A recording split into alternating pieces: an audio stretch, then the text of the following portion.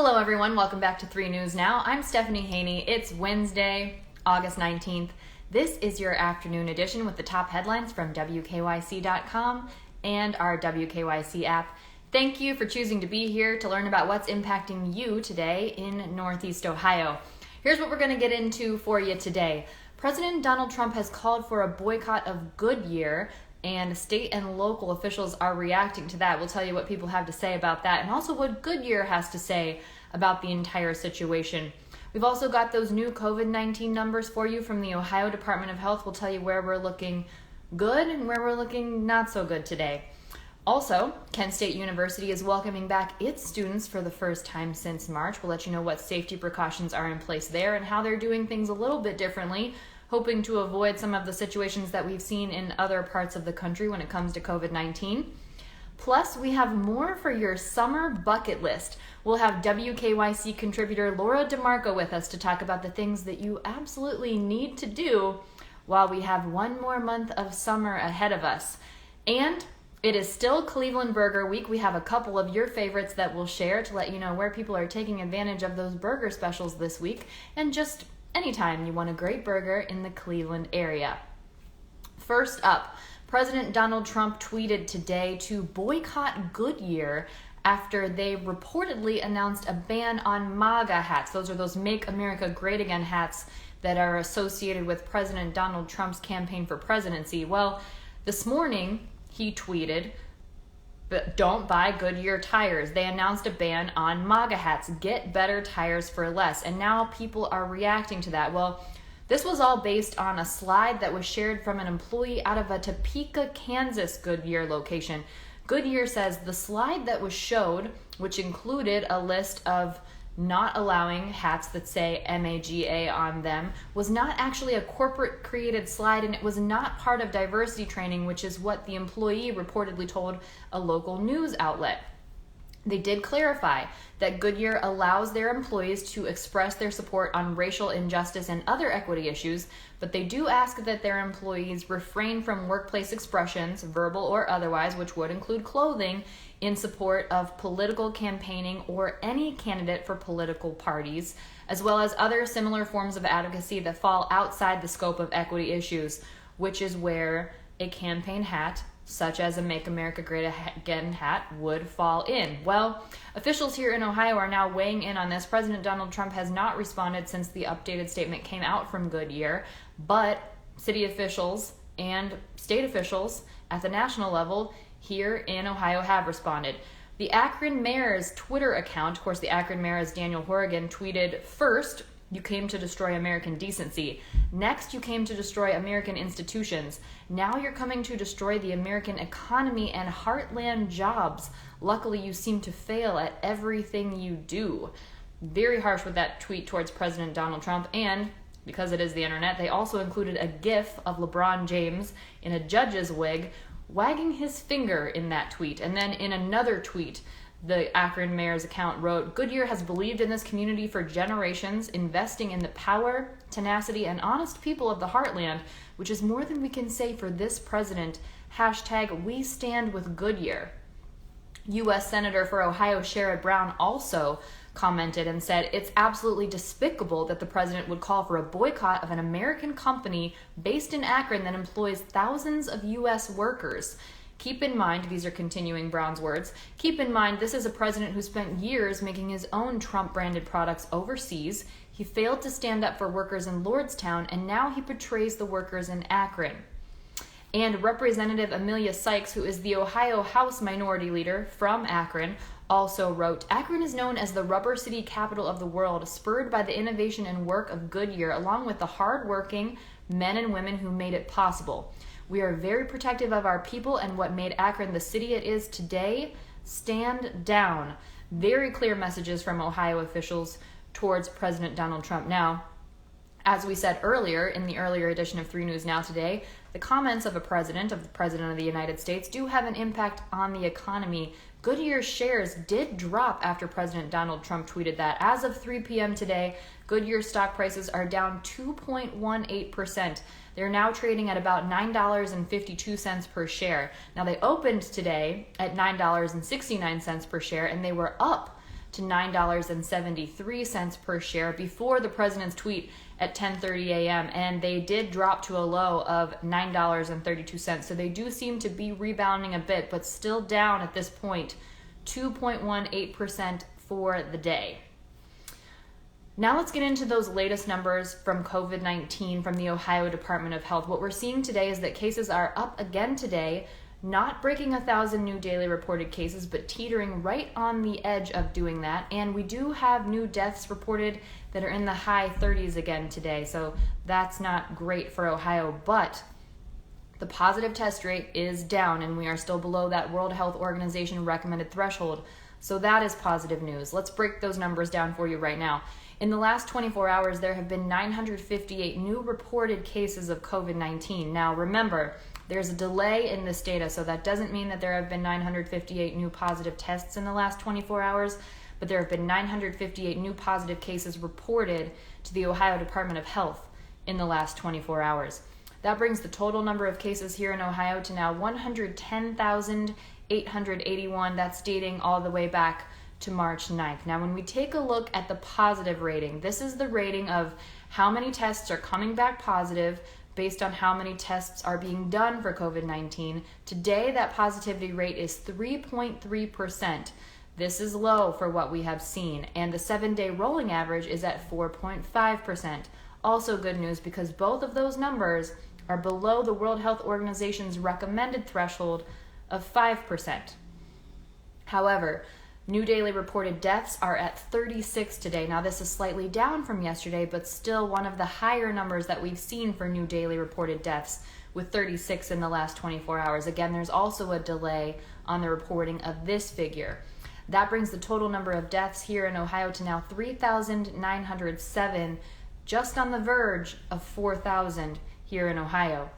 There have been 93 new hospitalizations reported in the last 24 hours. That number is down from yesterday, so that's some positive news there.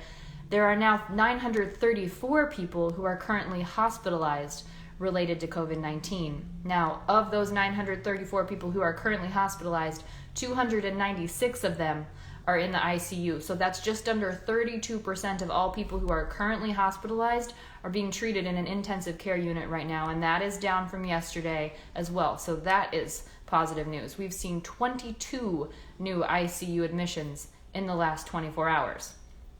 However, our hospital bed occupancy rate for the state of Ohio is up. It is now at 77%. That means that 77% of all the hospital beds in Ohio are currently being occupied. That leaves 23% of our hospital beds available for people who would need COVID-19 treatment or treatment for anything else. Now let's take a look at the national and the global COVID-19 numbers. These come from Johns Hopkins University. In the last 24 hours, there have been over 1,400 new deaths reported in the U.S.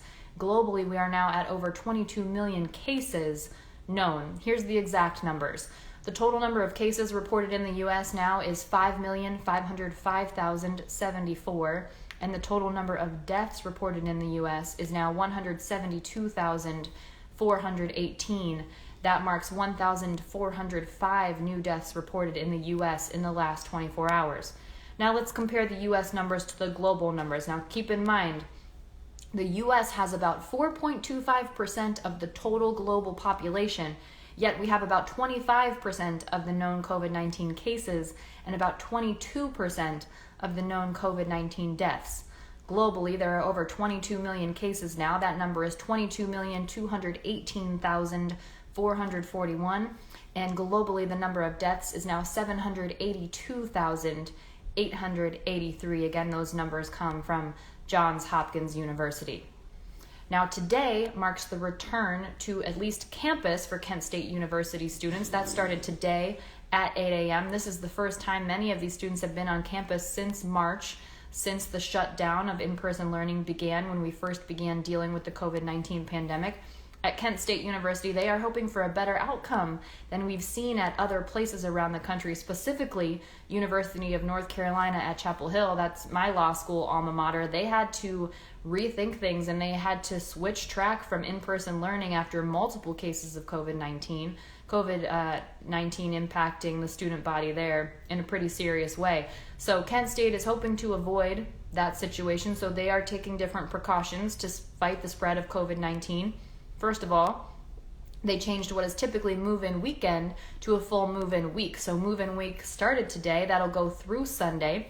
When students arrive on campus, they'll be getting a welcome kit. That kit will include 2 masks, hand sanitizer, and sanitation wipes. They've also released something called the Flashes Safe 7. The Flashes, of course, is the mascot for Kent State University. And this includes a list for being active on campus, including hand washing, wearing a mask, and staying home if you're sick. Maybe one of the most important lessons that we can take from this is if you're sick, stay home. There are a total of 3,800 students who will be living at 23 residence halls. That's the plan for Kent State University right now. They have reduced capacity. They've changed one building to a single room only dorm, and they have completely removed triple rooms. Right now at Kent State University, 40% of classes are expected to be in person, face-to-face, and 60% of classes will be remote learning. So those classes are set to begin on August 27th. That's a week from tomorrow. That's next Thursday, so we know that we'll be keeping a close eye on how things are going at Kent State, seeing what happens as more and more students of all ages get back to class this week and in the coming weeks. Now we're about to hear from WKYC contributor orLaura DeMarco, who has put together an incredible summer bucket list here in Cleveland of all the great things that we can do in this area and the incredible experiences that we can have without having to go very far, even when certain things are not exactly open right now. So there are lots of options that are still available. We're going to bring in Laura right now.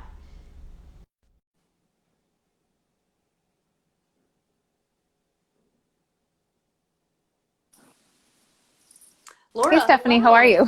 I'm Hi. great. Thanks for being here on 3 News Now. We appreciate it. Oh, thanks for the invitation. Now, you have put together an incredible bucket list for Cleveland. We've got that on WKYC.com.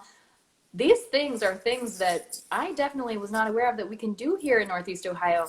The first one we're going to talk about here is something related to wildlife. What do we have going on with that? Yes. So alpacas. This summer is all about alpacas.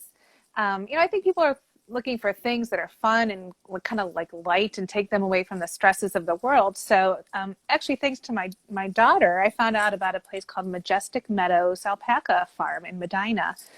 Some of her friends had been there, so we went out there, and I have to tell you, it is so charming and cute. There's hundreds of alpacas. Incredible. And there's also donkeys and goats and horses and baby donkeys, and there's a baby kangaroo. So it's $5 to go there. And I felt they're really being pretty safe. They time the entrances, you have to wear masks, and they are, warning people to social distance. Okay. And it's outside over like 20 acres. And it was just such a great getaway because a lot of us aren't going on vacations or anything this summer. So it was a really fun thing to do and to get out in nature and see all these adorable little animals.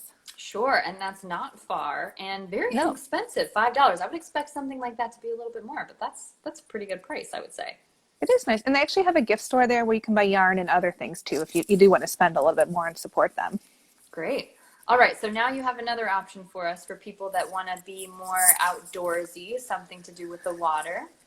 Yeah, so, I've really gotten into kayaking and paddleboarding and things this summer, which are great exercise and a lot of fun. But say you want to explore the Cuyahoga River with almost no exercise whatsoever.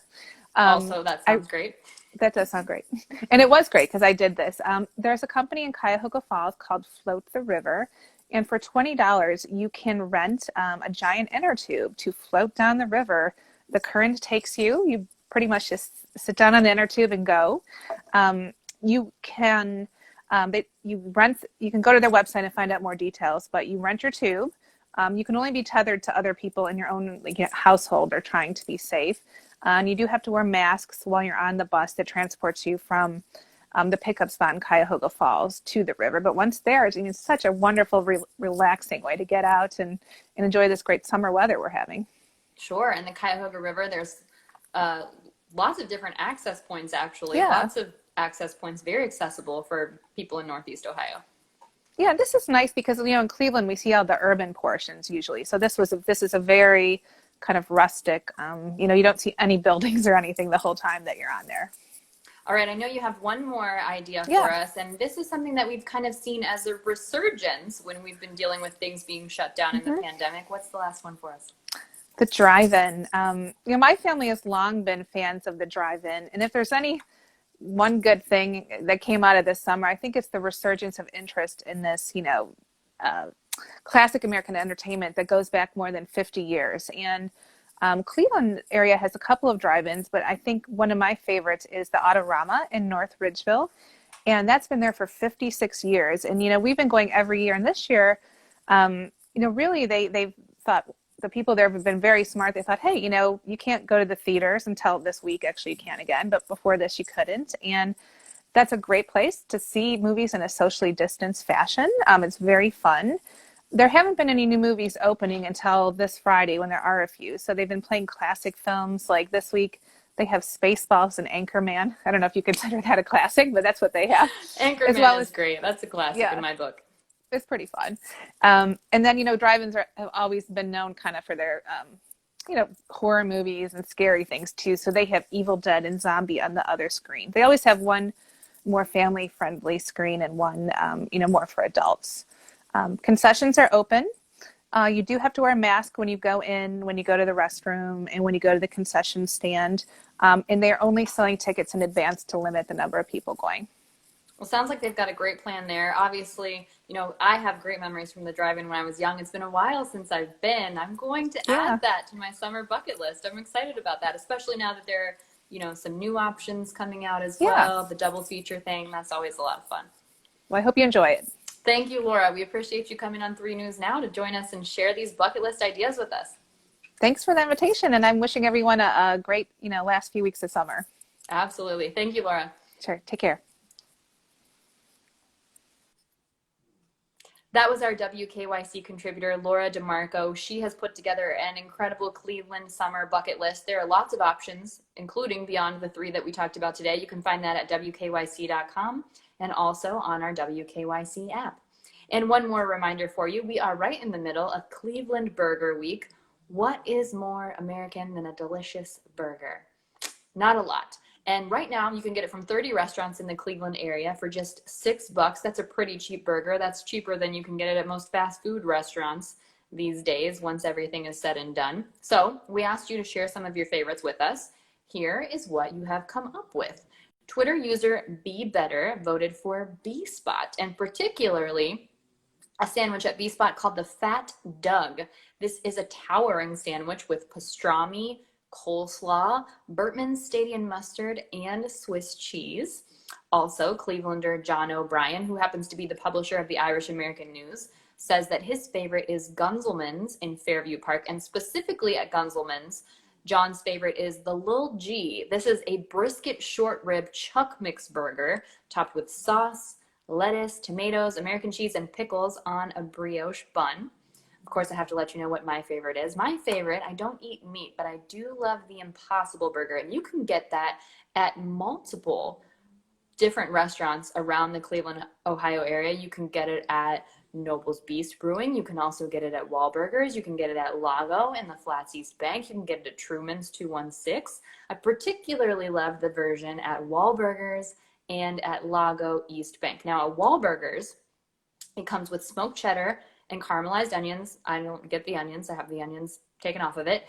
Chili, spiced tomatoes, and then Paul's signature wall sauce. Now, Wahlburgers says that this is the only meatless burger good enough to be a Wahlburger. And then at Lago, they also have a special aioli and the roasted potatoes at Lago that come along with it. Incredible.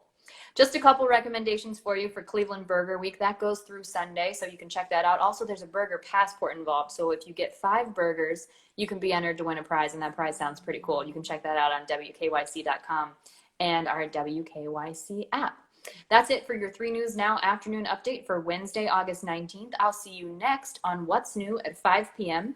If you don't have the WKYC app yet, now is a great time to download it because you can stream our broadcasts live on the WKYC app. All you do is open up the app, you tap on the watch button at the bottom, and that'll take you live to our broadcasts as they're happening. So you can do that. Also, if you want to send us any photos or videos of anything that's happening around you, you can use our Near Me feature to do that in the app. And it is for free on any iOS device and any Android device. Just head to the Apple App Store or the Google Play Store to get that. I'll see you next on What's New, and I'll see you back here tomorrow for 3 News Now. Everyone enjoy the rest of your day. I'm Stephanie Haney.